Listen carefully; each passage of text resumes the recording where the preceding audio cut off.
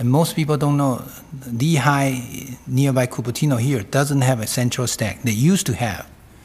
And then for some reason, got taken down. So how are you going to implement it without the central stack? Implement what? Implement the mercury reduction or those technology. Without the central stack, how are you going to do it?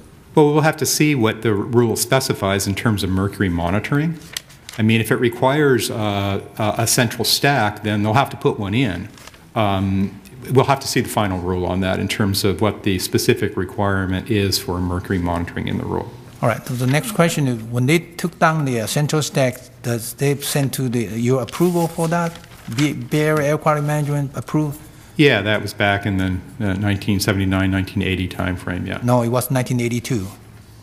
1982. After they done the renovation in 1980 to 81, they changed it from the wet processing to dry processing.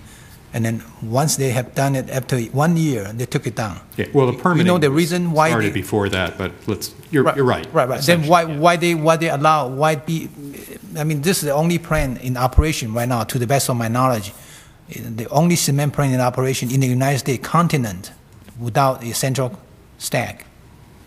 I'm not sure about that. Again, we only have the one plant here. There are other plants of different types that certainly that are in the Bay Area that have multiple stacks. But okay. But Bryan, I did some study. Okay, there's only 3 plants doesn't have a central stack. One in Puerto Rico, 2 in California. One is right here in Cupertino. The other one is in Riverside. The one on Riverside is not in operation right now. But I'm not going to get into the argument with you on that. Okay, I can give you the information, what I got, and you can look into it. But my concern is without the central stack, how can you do the monitor?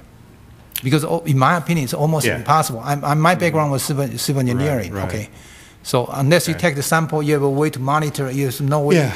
Okay. Well, let me address that because that's come up before. So there are 32 separate stacks that are all right next to each other. Each one is identical, right? And so they're baghouse compartments, and each one has a stack, an individual stack, short stack. Okay. The gaseous pollutants, for gaseous pollutants like NOx and SO2, the gases are all completely mixed up before they even get to that point. And the baghouse doesn't really do anything in terms of changing the nature of those pollutants. So the concentration is going to be exactly the same in every one of them because everything's mixed up completely. It wouldn't be different in any of them.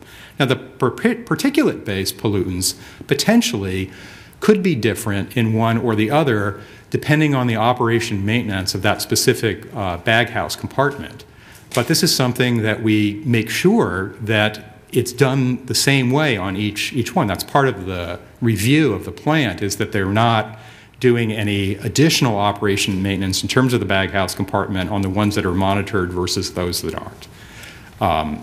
So anyway, is it as good at monitoring as you could have for in-stack monitoring if you just had one stack? No, it's not as good as that.